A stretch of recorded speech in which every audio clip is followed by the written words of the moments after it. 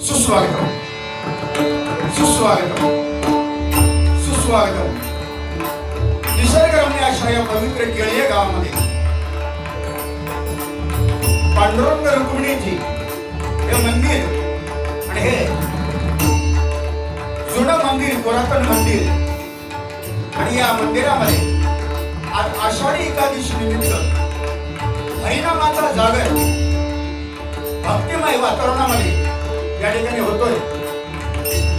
आमच्यासारख्या पामराला मी स्वतः विनोद चव्हाण, मुंबई दहिसर आणि इलय हैसर, माझी हरिभजनाची सेवा यांच्या फोनद्वारे त्यांनी संपर्क केला, त्यांच्या माध्यमातून घडते ते माझे मित्र सन्माननीय या गावचे सुप्रसिद्ध बुवा उदयजी मेस्त्री आणि त्यांची मंडळी, त्यांच्या माध्यमातून आम्हाला ही संधी मिळाली।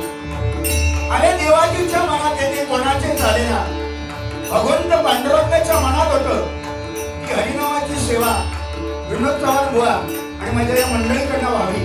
त्याचप्रमाणे उदय मेस्त्री आणि त्यांचे सर्व भजन मंडळ, या गावचे सर्व रहिवासी, महिला वर्ग, या सर्वांचे मनापासून आभार मानतो। पांडुरंगाकडे प्रार्थना करतो, देवा पांडुरंगा, दरवर्षाला आषाढी एकादशीला तुझी हरिनामरूपी सेवा करायची संधी प्राप्त हो, अशी प्रथमता मी पांडुरंगाच्या चरणी प्रार्थना करतो।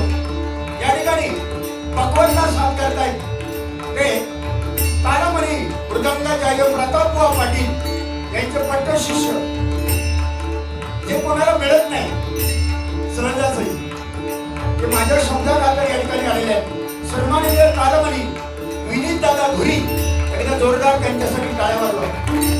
त्याचप्रमाणे तबल्याला साथ करतायत ते आमचे लाडके मित्र श्रीनाथ मेस्त्री, एकदा जोरदार माऊलींसाठी माझ्या टाळ्या वाजवा। अनेक नामवंत भजनी बुवा, पकवान वादक, तबला वादक, अन्य कलाकार या कार्यक्रमाला उपस्थित आहेत। मनापासून सर्वांचे आभार मानतो।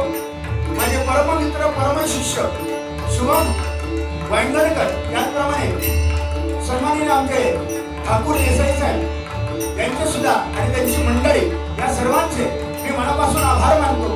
पांडुरंगा चरणी पुन्हा एकदा प्रार्थना करतो. पांडुरंगा